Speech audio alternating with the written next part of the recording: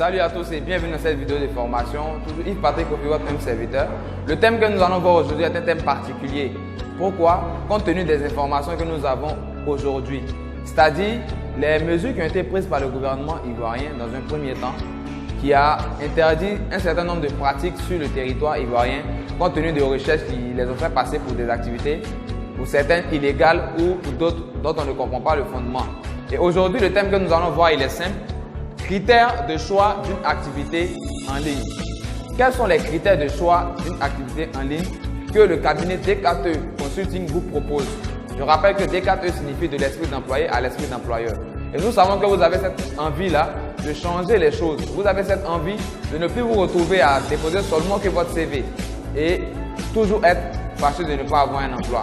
Donc, cette envie-là vous amène à faire certaines activités, à faire des recherches sur les réseaux sociaux et à vous engager dans des entreprises qui souvent sont illégales et pour d'autres sont très légales, mais que vous ne comprenez pas le fondement.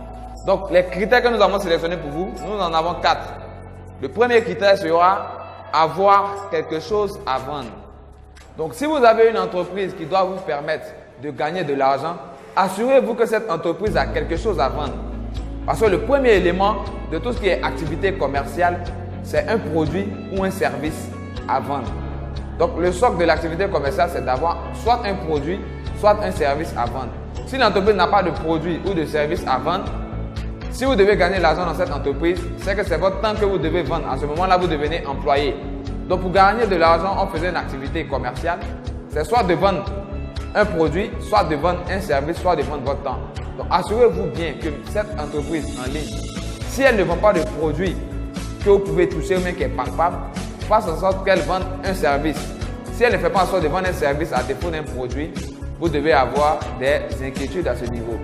Le deuxième élément que nous allons voir, s'assurer de la crédibilité de l'entreprise. Comment s'assurer de la crédibilité d'une entreprise? Vous avez plusieurs moyens pour cela. D'abord, les informations que vous allez avoir autour de vous. Mais vous ne pouvez pas vous fier seulement aux informations qui viennent de la part d'autres personnes. Parce que s'il y a des personnes qui sont déjà dans l'entreprise qui vous donnent des informations, elles ne vont pas vous donner toutes les bonnes informations, mais les informations qu'elles pensent justes. Alors, à vous aussi de faire des recherches. Vous devez faire des recherches sur le net. Saisir le nom de l'entreprise dans Google.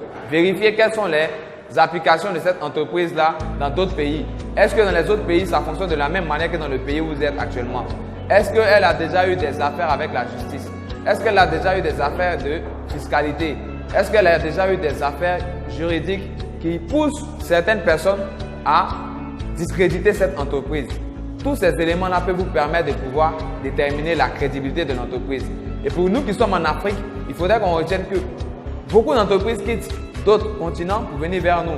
Parce que la législation qui nous permet de nous protéger, nous, Africains, de toutes ces entreprises-là, n'est pas encore stable.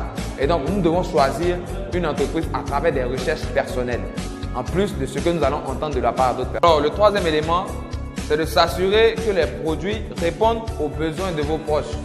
S'assurer que les produits répondent aux besoins de vos proches, ça veut dire quoi? Vous ne pouvez pas commencer une activité où on vous donne des produits qui ne répondent pas aux besoins de quelqu'un ou bien des services qui ne répondent pas aux besoins de quelqu'un. Qu'est-ce qui va se passer? Vous n'allez pas pouvoir faire votre activité commerciale. Parce que l'activité commerciale consiste à quoi? Avoir des produits ou des services que vous allez envoyer vers des personnes qui ont besoin de ces produits-là et qui en retour vont vous donner de l'argent. Voilà pourquoi on parle de l'offre commerciale. Vous voyez? Donc, le service peut être de diverses manières. Mais si ça répond aux besoins des gens qui sont autour de vous, il n'y a pas de problème, vous pouvez vous lancer. Les produits peuvent être aussi de diverses sortes. Mais si ça répond aux besoins de ceux qui sont autour de vous, il n'y a pas de souci, vous pouvez vous lancer.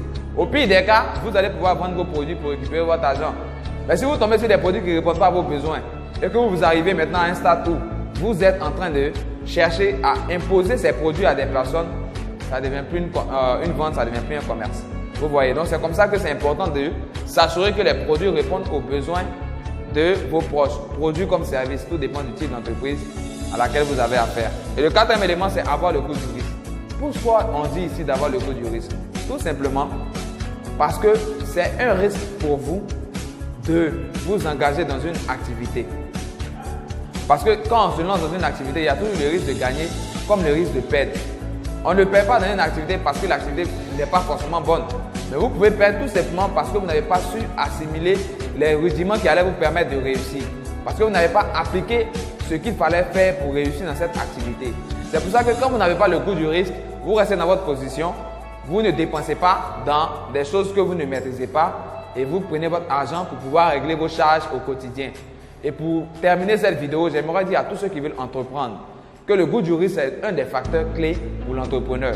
Tout ce que vous allez entreprendre ne va pas forcément marcher.